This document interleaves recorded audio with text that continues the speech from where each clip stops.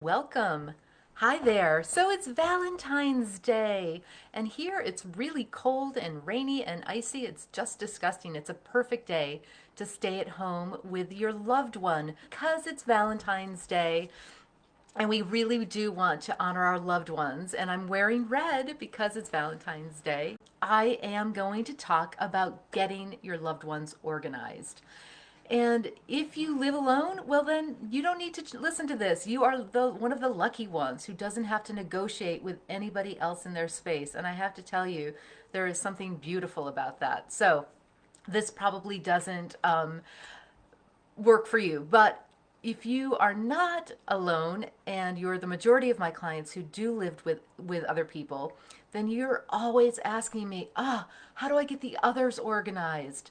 And there's a couple of suggestions I have for you. So the first thing you need to do is set an example. But you really do have to get yourself organized and prove that you can maintain it before you can really ask other people to do the same. It's all about, why parents call me. It's about being a role model, right?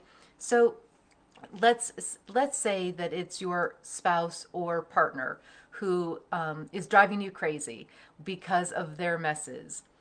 Chances are you might be leaving some things out as well. So first you need to just have a conversation and really try to make it super low key and just say, I love you, right? We're always coming at this from a position of love and caring. And even if it's a roommate, unless you really hate them, and if you do, you shouldn't be living with them. But, you know, always come at it from a feeling of love. I love you. And these are some things I need to work on myself. Always start with that.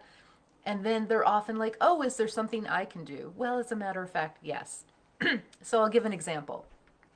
Because it's Valentine's Day, I think you all know I'm married to Tom. We met on a blind date, and I always have to say before the internet because it was 1989, and we've been together now, married nearly 29 years, together for what, 30, it'll be 33 years. So I've spent more than half my life with him, and he is actually fantastic. He is really super tidy, but he does have a paper problem. He's an academic, he's a lawyer, he collects paper. And we've decided that the best solution for us, because that drives me crazy, as you can imagine, is that he has his own space.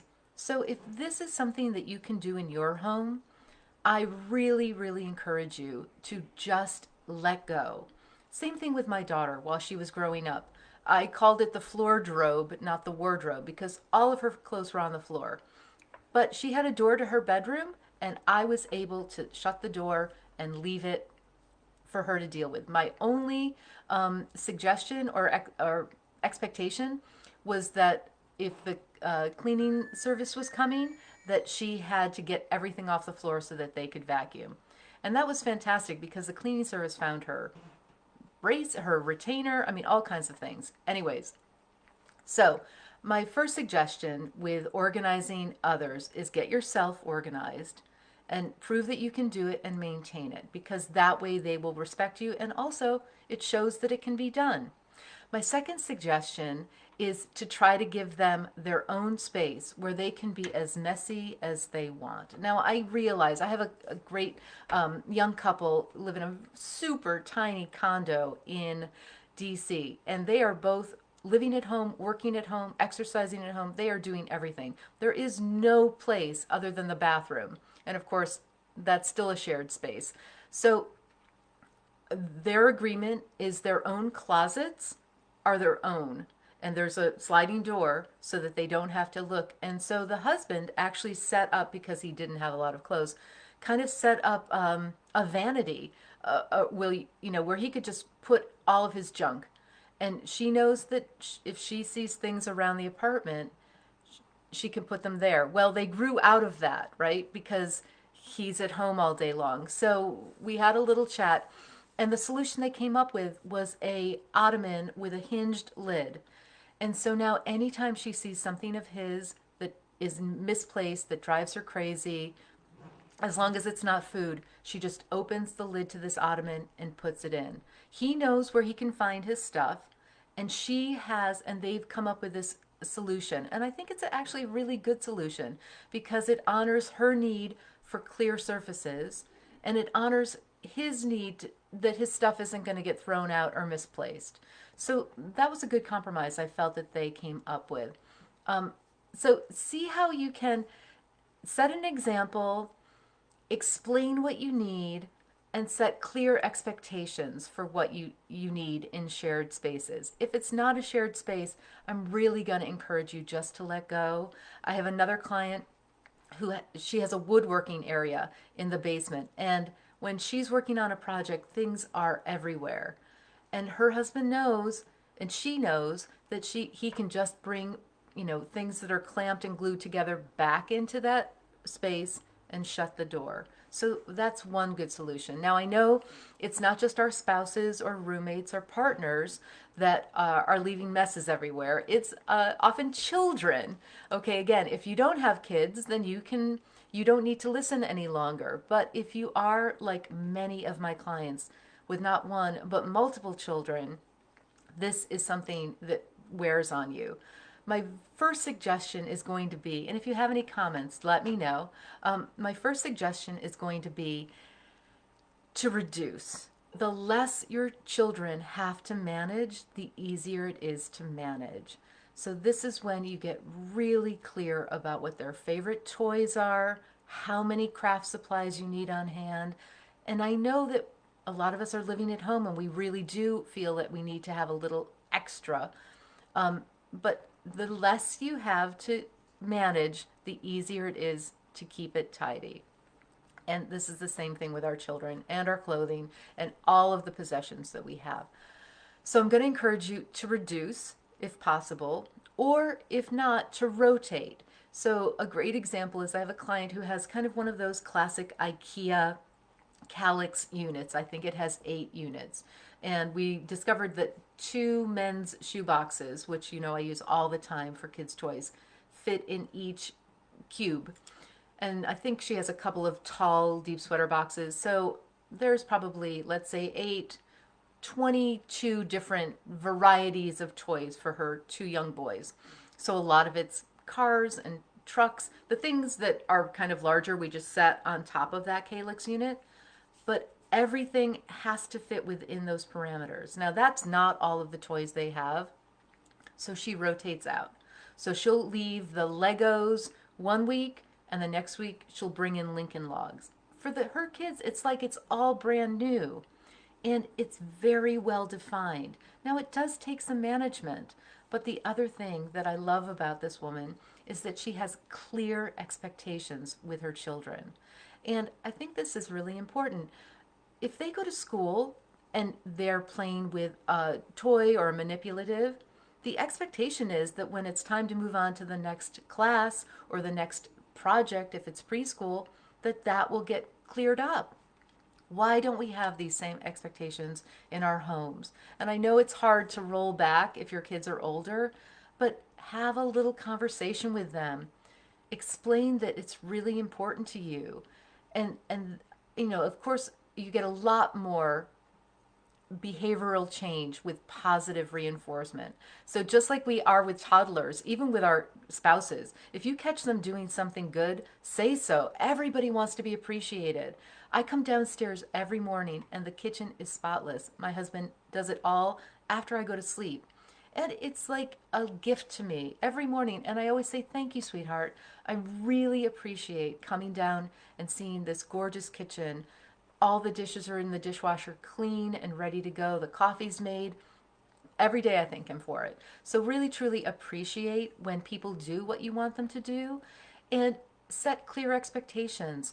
In a playroom, the expectation is that everything's put away at the end of the day. It needs to be organized so that your kids know what put away looks like, but it can be done because it's done in schools every day, right? And your kids want to please you more than they want to please their teacher. So show them that it's a loving thing to clean up after yourself and acknowledge it every single time.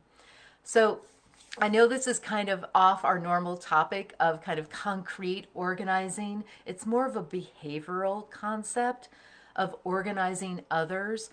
But I think it's so important because especially when we are all sharing spaces. This client said to me, "Oh my gosh, the kitchen table, it's always a mess. People have their work, their schoolwork, everything on it. It's crazy." And I'm like, "Well, why?" She's like, "We don't have family meals because it's such a hassle to clear it off." And her value was shared family time. So once she explained to her family that it was a big priority for them, they're all working on their different schoolwork, their projects, sporting things, for them to be able to come together and have meals because they can now with COVID on a regular basis. Nobody has um, out of home extramurals right now. When she explained that it was really important to her to check in with the family, they realized that that was the reason to keep the kitchen table clear.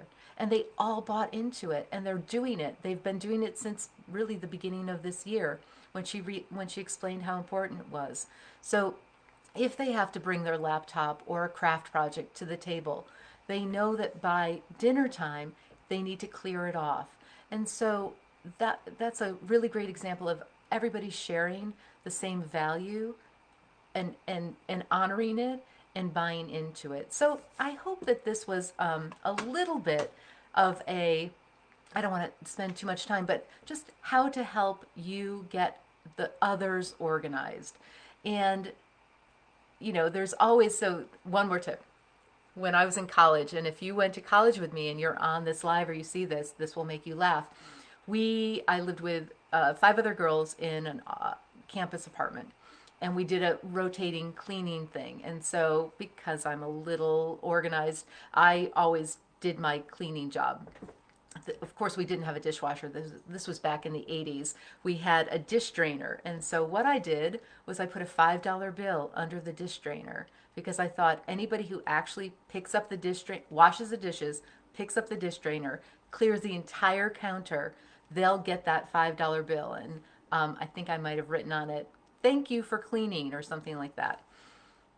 I think you know that I was the one who found the $5 bill 5 weeks later. Yeah, none of my roommates ever picked that dish drainer up to really clear those countertops. So, but if they had, they would have found a reward. So that's another idea. If cash speaks to you, or maybe little Target gift cards or things like that, maybe, hide some of those things around the house to reward your family members for staying tidy and organized. So anyway, thank you so much for checking in. I appreciate it. There aren't any comments, so I don't have to worry about any questions. And if this resonated with you and you enjoy my lives, tell your friends and family. The more the merrier. We've got over 400 women, mostly women, a few guys, and it's a lot of fun. So that leaves me to wish you a happy Valentine's Day with me in my red, and I will see you here next week. Thanks so much. Have a great Valentine's Day. Take care.